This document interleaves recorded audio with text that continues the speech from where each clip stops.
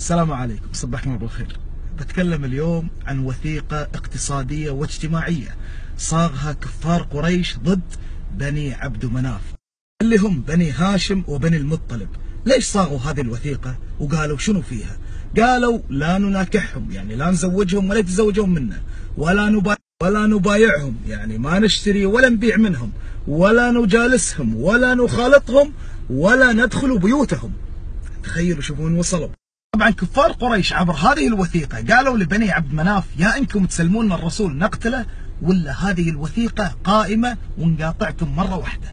طبعا بني عبد مناف ما كان كلهم مسلمين، كان في جزء بسيط منهم مسلمين، هم قاطعوا الكفار منهم والمسلمين منهم، تخيلوا بأطفالهم بنسائهم. منو كان يقود هذه الوثيقة الاقتصادية والاجتماعية؟ سيد بني مخزوم وأحد سادات قريش، من كان يسمونه أبا الحكم وأسماه الرسول أبا جهل.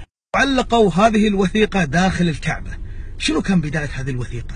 باسمك اللهم، وبعدها عاد حطوا الكلام اللي أنا قبل شيء ذكرته، لا نناكحهم ولا. قال بعض سادات قريش بني عبد مناف راح يهلكون، أكيد إنهم راح يمشون. إيش قال أبا جهل واللي معاه؟ ولن نسمح لهم بالرحيل. تخيلوا.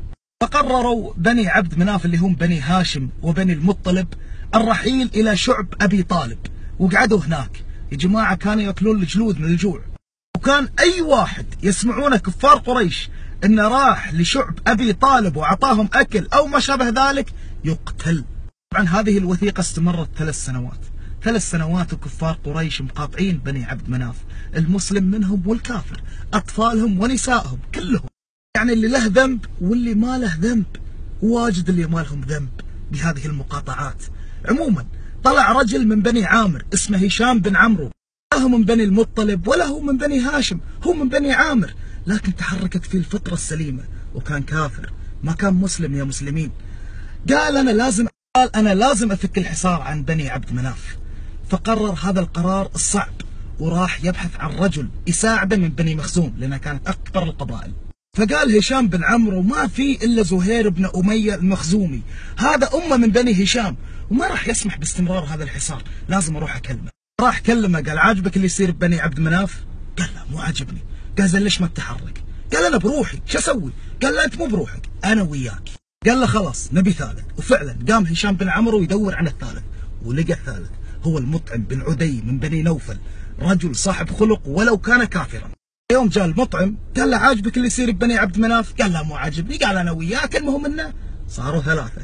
قالوا نبي رابع. راح هشام يدور على رابع، وراح لقى ضالته والرابع اللي هو أبا البختري بن هشام، وقال له نفس ما قال له الأول والثاني، صاروا 4.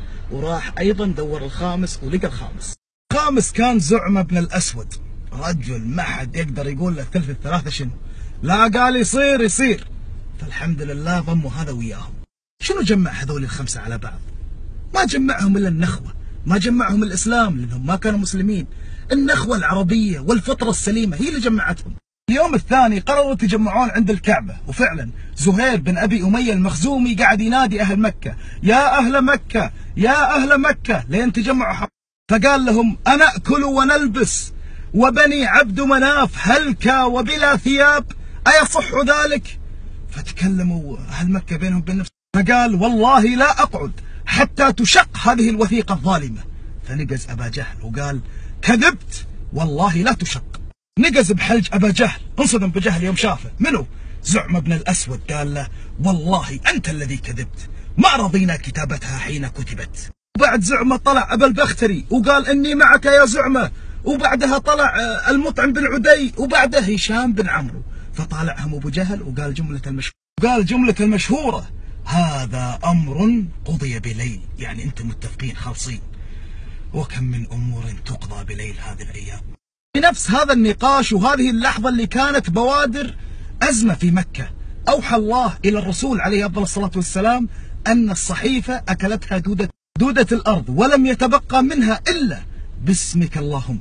فراح الرسول حق عمه أبا طالب وقال له. أبا طالب بنفس هذه اللحظة توجه إلى قريش وشاف الحوار اللي دار ما بين ال5 وأبا جهل.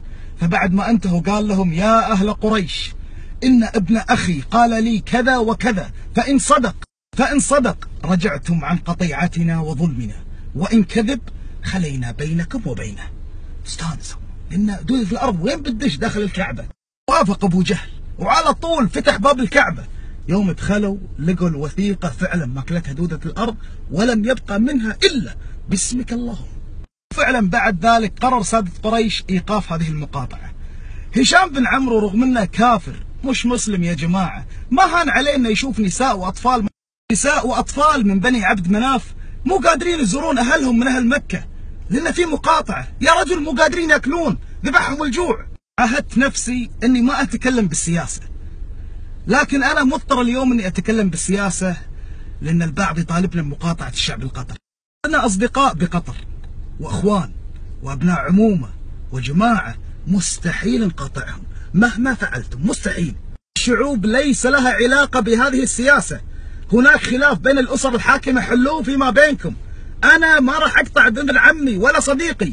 الله سبحانه وتعالى أمرنا بصلة الرحم. أنت تقول لي قاطع صلة رحمك وبكيفك. الله سبحانه راح يحاسبني، مو أنت اللي راح تحاسبني.